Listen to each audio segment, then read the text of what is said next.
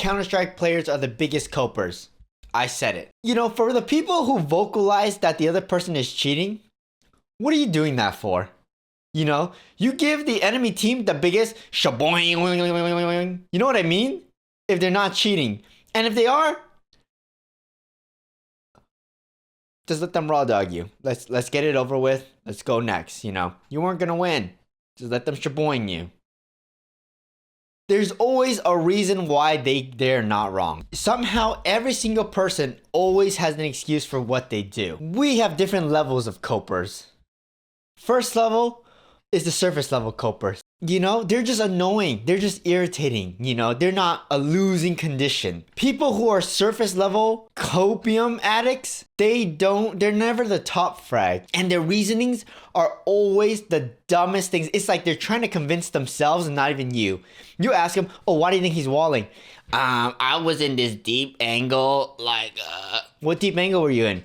I was deep. Nobody checks that spot. No, you know, they hear it, how stupid it sounds, and they start tweaking out. Okay, brother, you got it. And then there's the elite level copium addicts. These guys, they will try to convince you that the enemy is cheating. They're gonna write check demo, blah, blah, blah, blah, all this shit.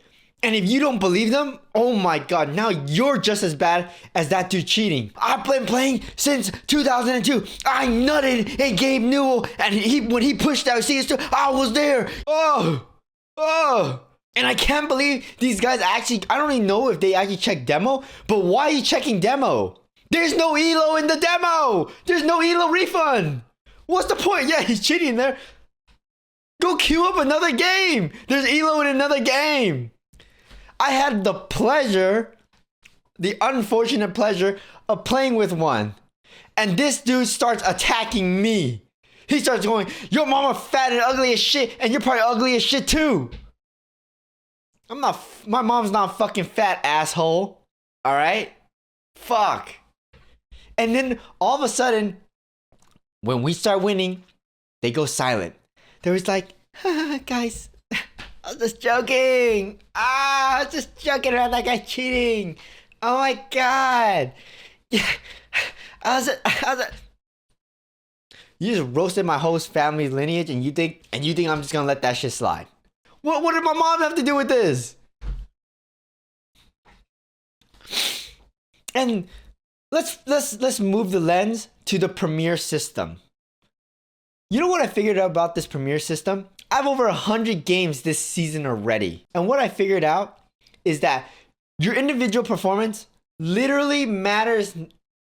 It literally doesn't have any, it doesn't help you in any way. You can be a bottom frag and literally it does not matter. If you play well enough, you'll always gain points, right? But then when you lose, you start getting these horrible negatives that start accumulating over and over again. Like when you start off, you'll be plus 400, minus 100, right? And if you keep winning, you'll keep that, I guess that plus minus. We'll just put it like that. You lose 1 or 2 games, you get instantly dropped back to plus 300, minus 300. And if you lose more games in a row, you drop down to plus 100, minus 400. And the worst that I've seen was plus 96, minus 460. Oh my god, oh my days.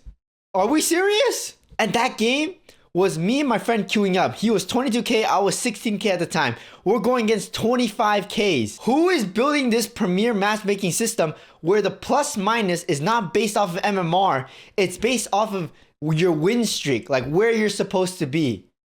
Like, I'm 16k. If you put this plus minus on them, I can understand it. But if I win, shouldn't I get plus 700 that I'm somewhere on their level? Like, come on. Like who's making this stuff? And I also found out something. If you abandon your whole match, right? Let's say your power goes out and you leave. You come back, you'll get minus 1,000 elo. You know? Oh, I know. It sounds bad. It sounds bad. Only do this strat if you can solo carry your team. But when you come back, every single game now becomes a 400 minus 100. So the more so as long as you're solo carrying your team, you'll keep getting that plus 400. I mean, if you just win 2 games, you're plus 400. Versus before, let's say you're stuck in plus 100 minus 300. One game is worth 4 of those games now. It's so much more worth it. I've had multiple games where it's just plus 100, and it's just minus 300, minus 300. It's like the game doesn't think you're in that elo, but when you're winning, it still puts you in that plus 100. It's like, oh my God, just give me the higher elo. It's so brutal. And then the best thing about it is that if you lose, it's only minus 100. And they give you like from my experience, it's only been like a 1 game buffer. You still get that plus 400, but you just get minus a little more, like minus 120 instead of 100. So it still works good in the end. You know, I'm not asking them to fix it. I'm just saying that, you know, there's options to get around this system. And for those who are curious where I'm at right now, I have unfortunately fallen from my graces. I was at 18.5.